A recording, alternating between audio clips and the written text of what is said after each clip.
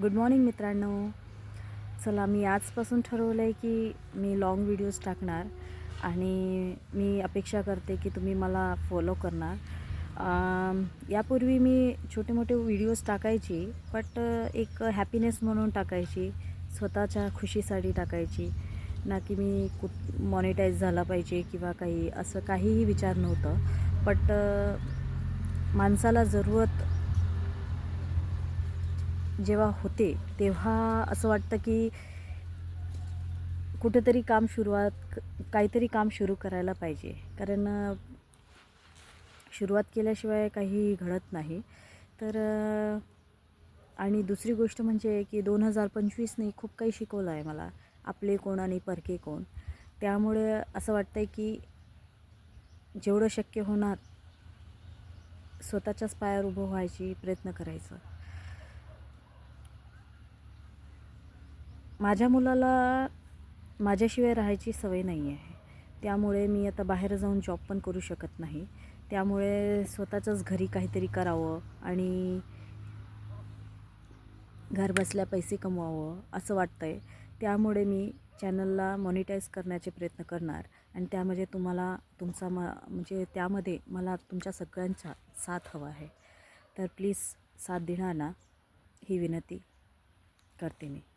आणि एक अजून रिझन आहे की 2025मध्ये एवढं दुःख मिळालं आहे ना, की आम्ही त्या दुःखामधून अजूनही निघालो नाही आहे. त्यासाठी मला हे चॅनल मॉनिटाईज करणं खूप गरजेचं आहे. माझ्या बहिणीचा मुलगा जो कॅन्सरने पीडित आहे, त्याच्या रिकव्हरीसाठी आलं आहे, पण बरंच काही रिकव्हरी आहे. बट त्याच्यासाठी आम्हाला खूप काही गरज आहे पैशांची. तर त्यामुळेही एक रिझन आहे की मी हे चॅनलला मॉनिटाईज करायचा प्रयत्न करून राहिली. तर मला प्लीज तुमची साथची गरज आहे. तो माझ्या बहिणीचा मुलगा 10 वर्षाचा आहे तो, आणि त्याला ब्लड कॅन्सर झाला आहे. मागचे 6 महिन्यापासून आम्ही त्याचा ट्रीटमेंट करत आहे एम्स हॉस्पिटलमध्ये नागपूरला. माझी बहीण तिथेच आहे, तीही जॉबलेस आहे आता. त्यामुळे सगळा प्रेशर माझ्या बाबांवर पडलेला आहे. तर त्यासाठी तिलाही हेल्प म्हणून आणि माझ्याकडून जेवढं शक्य होणार तिची हेल्प करता येईल, त्यासाठी मी माझं चॅनलला मॉनिटाईज करणं चाहते. तर त्यासाठी प्लीज तुमची सगळ्यांची मदतची गरज आहे.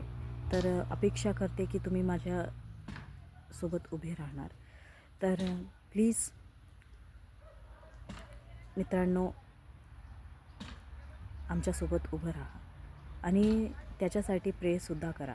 आता नवीन वर्षाची सुरुवात आम्ही सॉरी, माझा मुलगा आला होता आहे, त्यामुळे मी मध्येच स्टॉप केला होता व्हिडिओला.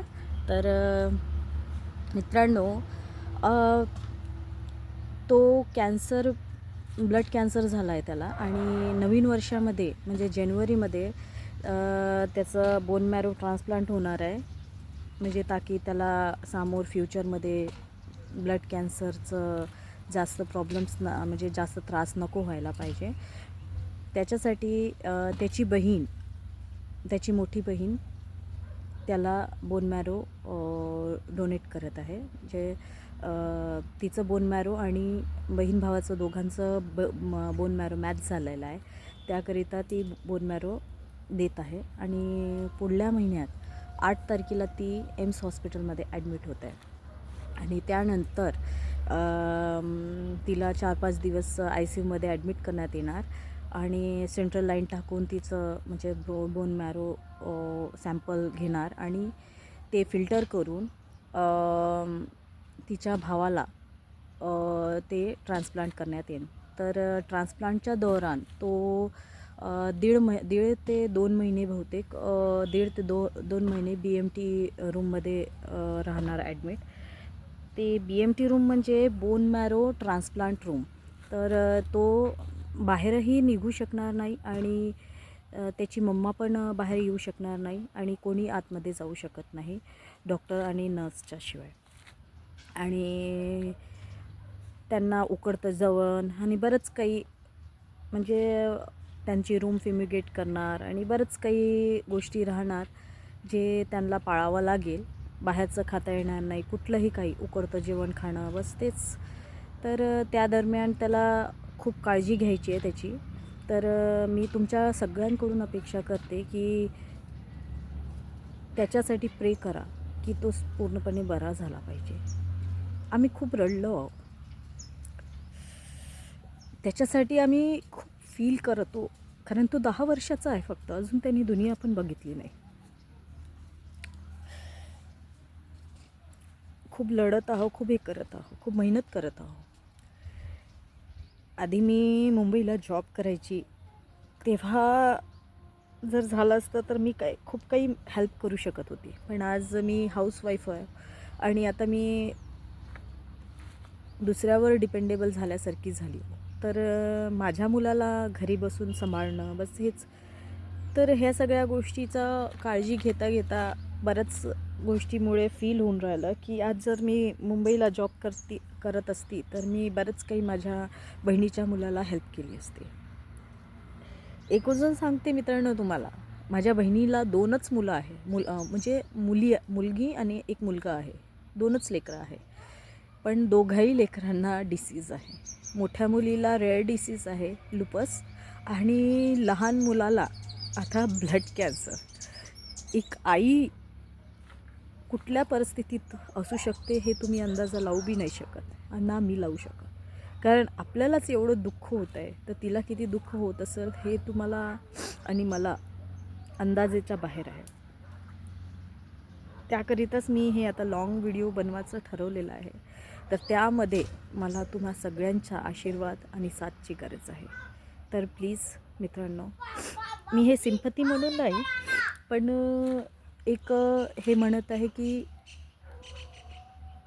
तुमच्या साथची गरज आहे, जेणेकरून मी यूट्यूबवरून काही पैसा कमवून माझ्या बहिणीची हेल्प करू शकेन. तर प्लीज मित्रांनो, आपले म्हणून तुम्हाला विनंती करते आणि त्याच्यासाठी प्रे पण करा प्लीज, हेही विनंती करते. मी खूप खुश आहे की मी आजपासून तुमच्यासोबत जोडणार आहे चांगल्याने. तर प्लीज प्रे करा त्याच्यासाठी आणि हा जास्तीत जास्त म्हणजे हा व्हिडिओ जास्तीत जास्त व्हायरल करा, ही अपेक्षा करते. मग फर्स्ट टाईम एवढा लॉंग व्हिडिओ बनवला आहे तर काही सूचना झालं आहे कसं बोलावं, बट हळूहळू शिकून जाणार.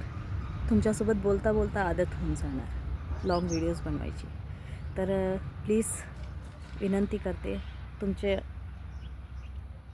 तुम्ही आम्हाला मदत करणार